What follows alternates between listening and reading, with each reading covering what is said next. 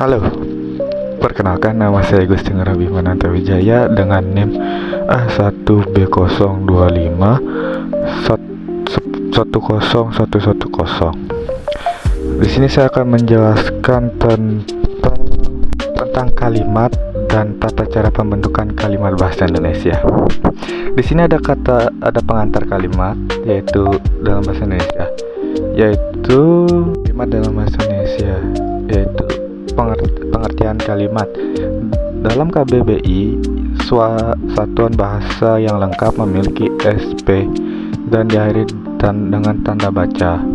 Dalam TBBBI, satuan gramatikal minimal klausa dan ditambah oleh o, pal, semakar serta bermakna utuh. Oke, ada fungsi kalimat yaitu informatif, menyampaikan informasi, ekspresif, menggunakan perasaan dan pikiran, itu interogatif, mengajukan pertanyaan, dan direktif, memberikan perintah ajakan, serta gramatikal, menyusun paragraf agar runtur dan logis. Ada pentingnya pembentukan kalimat, pentingnya memahami pembentukan kalimat, yaitu komunikasi jelas dan efektif, penulisan formal sesuai kaidah PUBI dan TBBI, meningkatkan kemampuan berbicara atau menulis, menghindari kesalahan bahasa atau kalimat tidak lengkap, subjek ganda dan lain-lain, membentuk kebiasaan berbahasa baku dan benar. Ciri dasar kalimat, kalimat harus memiliki subjek SP kecuali kalimat perintah tertentu,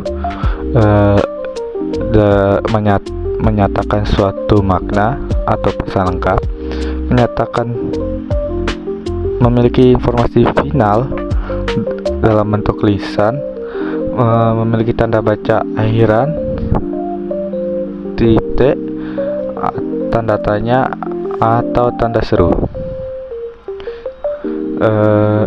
diawali huruf kapital.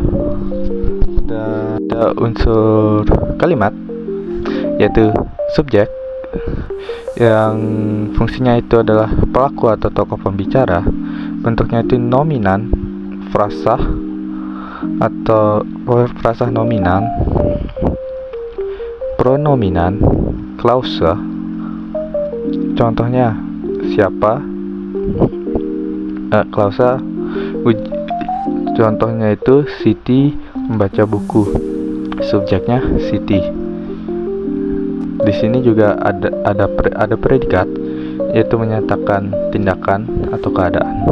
Bentuknya itu verbal, proses kerja, kata keadaan. Ujinya itu apa yang dilakukan atau terjadi. Contohnya itu ibu memasak. Predikatnya itu memasak. Ada objek yang berfungsi untuk penerimaan tindakan predikat, nomina atau frasa nomina. Ujinya itu apa, siapa yang dikenai tindakan. Contohnya Ali membaca novel.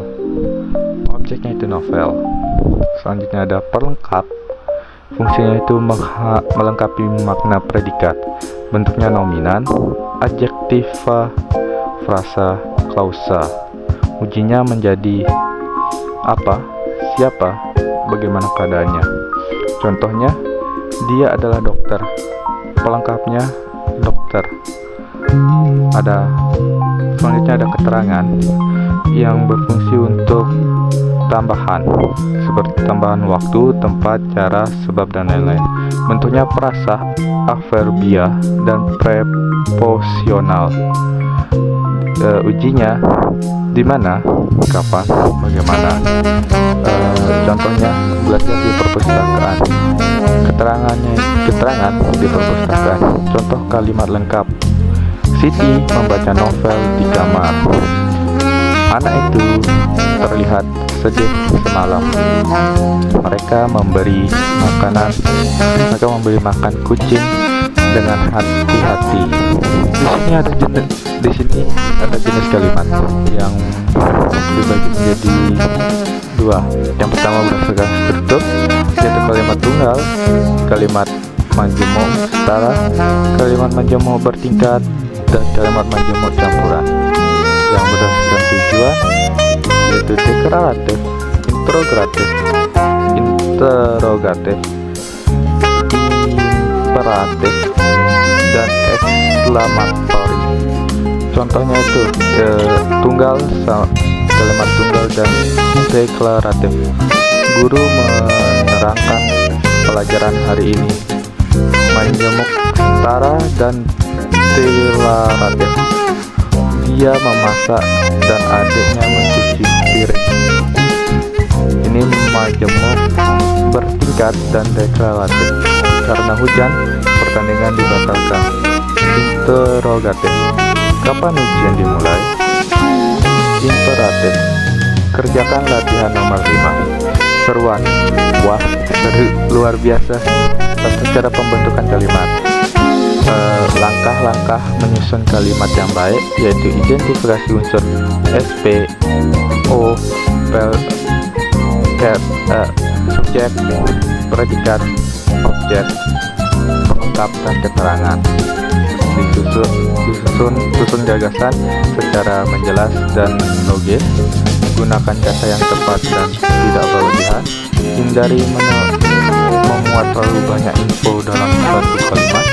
Perhatikan ejaan dan tanda baca sesuai PUEBB. Urutan kalimat yang logis itu subjek, predikat, objek, dan pelengkapan atau pelengkapan keterangan.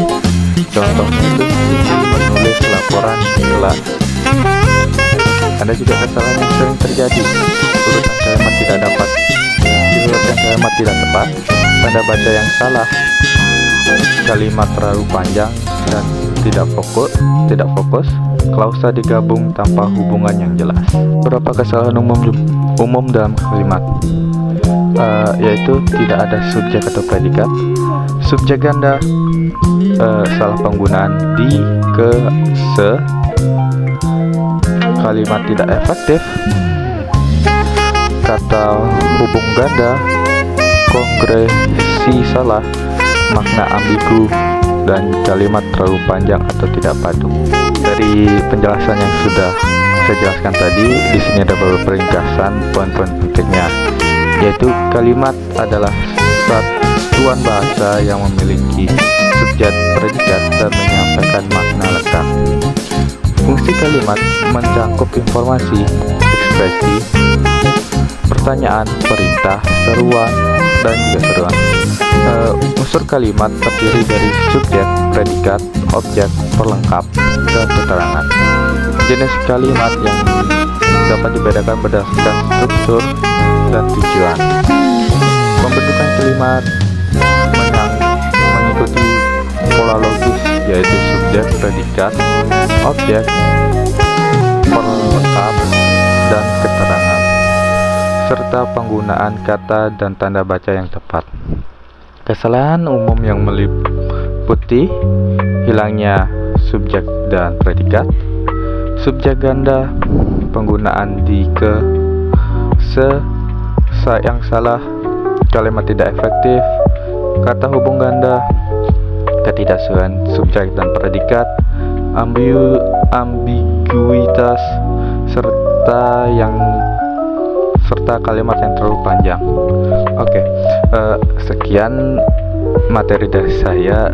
Bila ada salah kata, mohon maaf. Sekian dan terima kasih.